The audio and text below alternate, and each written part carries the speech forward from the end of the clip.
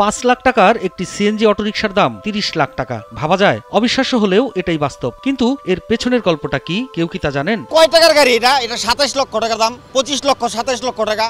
27 লক্ষ টাকা একটা হায়েস কিনা যায়। তো এই গাড়ি 27 লক্ষ টাকা দাম হইলো কিভাবে? কারা বানাই, কারা করলো এই দামটা? এক হিসেবে দেখা গেছে 816 বর্গ কিলোমিটারের ঢাকা শহরে বাস করে 1.5 কোটিরও বেশি মানুষ। তবে ঢাকায় এখনো কোনো সুষ্ঠু পরিবহন ব্যবস্থা না থাকায় এই ঘনবসতিপূর্ণ শহরের বাসিন্দাদের প্রতিদিন সীমাহীন ভোগান্তি পোহাতে হয়। 6 লাখ টাকা দামের গাড়ি 6 লাখ টাকাই আছে, কাগজের দাম 21 লাখ টাকা সরকারের নেয়, তারপরেও রাস্তায় দাঁড়াইতে পারি না, নো পার্কিং হয়ে যায়। এই গাড়িগুলো কই চলবো?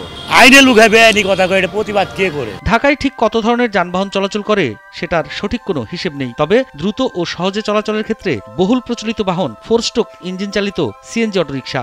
এই গাড়িগুলার এত দাম হওয়ার কারণেই মালিকরা বেশি দাম দা কিনে, তখন এইটার সম্পূর্ণ মনে করেন ফালাই হইলে সাধারণ শ্রমিকদের উপরে। যদি 900 টাকা জমা হইতে যে 1200 টাকা জমা, আমি সারাদিন পরিশ্রম করি, মাথার গাম পায়ে হালাই, কোনো সময় দুপুরবেলা না খাওয়া থাকি, জমা উঠানোর মাথায় টেনশন থাকে, কখন জমা উঠামু, কখন কি করুম। এমন সময় যায় মনে করেন জমা উঠাতে গেলে, জমা উঠে ধরে রাইতে 10টা বাজে, তখন আমার ভাত খাওয়ার টাকাটা যে আমি 100 টাকা যে খামু, তখন তো চিন্তা হয় মাথায় যে আমি 100 টাকা না খায়া 100 টাকা মালিককে জমাটা দিলে আমার চাকরিটা বাঁচবো। এই যানগুলোর কিলোমিটার ও সময় হিসেবে মিটারে চলার কথা থাকলেও কোনো চালকই সেই নিয়ম মানেন না। কিন্তু কেন?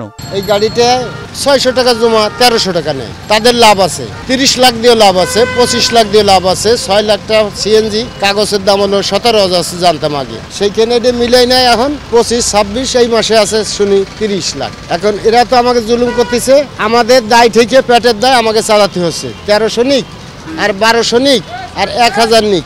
সরকার নির্ধারণ করে দিয়েছে, বারবার সরকার বলে দিয়েছে যে 900 টাকা জমা। এটা আগে মিটার ছিল না, মিটার করে দিল।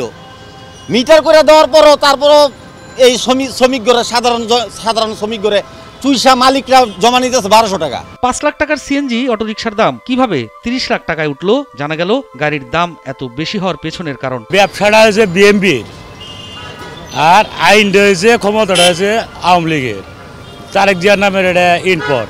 আর একটা সিএনজি বিক্রি হলো তোর 1 টাকা হলো তারেক জিয়া পাবে। ইনপোর্ট নামায় তো সেই ক্ষমতা থেকে চলে গেছে। দাম বাড়ায় দিছে, একের পর এক দাম বাড়ায় দিছে যাতে এটা কেউ না কিনুক।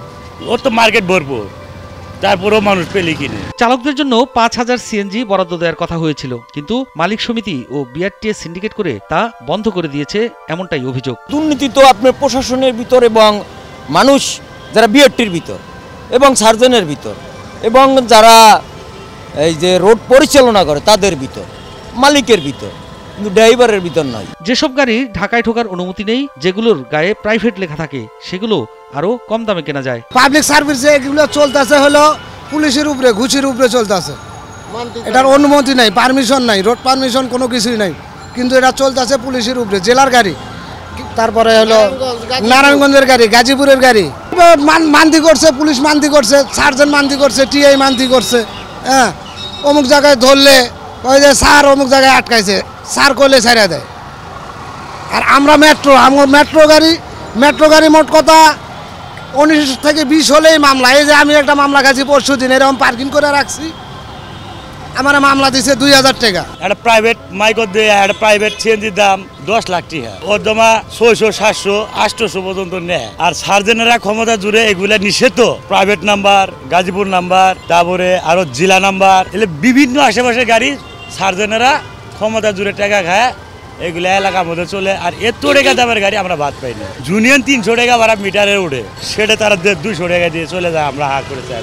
বিআরটিএর হিসাব অনুযায়ী ঢাকায় নিবন্ধিত সিএনজি অটোরিকশা সংখ্যা প্রায় 13,000। তবে প্রাইভেট নেমপ্লেট লাগিয়ে অনেক সিএনজি চুক্তিভিত্তিক ভাড়ায় চলাচল করে। তবে এই গাড়িগুলোর বাণিজ্যিক চলাচল বৈধ নয়। গাড়িগুলো তো আমরা শুনছিলাম সরকার নির্ধারিত 900 টাকা জমা করছে, কিন্তু এই যে শ্রমিক ঘরে চুইসা মালিকরা এই গাড়িগুলো এখন নিতেছে 1200 টাকা। ওই বিষয় যদি মনে করেন একটু যদি ঊর্ধ্বতন লোকেরা যদি দেখে, আমার কথাটা যদি তাদের কান পর্যন্ত পৌঁছায়, তারা এই জিনিসটা মনিটরিং করুক। 900 টাকার জমা যদি সরকার নির্ধারিতভাবে যদি 900 টাকা জমায় চলে, তাহলে তো এই অবৈধ গাড়িগুলো চলতে পারে না। এই গাড়িগুলো চালাইতে পারি আমরা কম জমায়, 200 টাকাও যদি কম দেয়, 200 টাকা আমরা গরিব মানুষ, 200 টাকা আমাদের জন্য অনেক কিছু।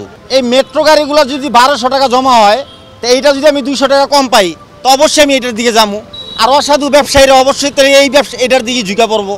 এখানে তো শ্রমিককে কোনো দোষ না, শ্রমিকরা যেই জায়গায় 2 টাকা আয় করতে পারবো ওই জায়গায় যাইব। এখন এগুলা দেখার বিষয় ছিল ঊর্ধ্বতন কর্মকর্তাকে।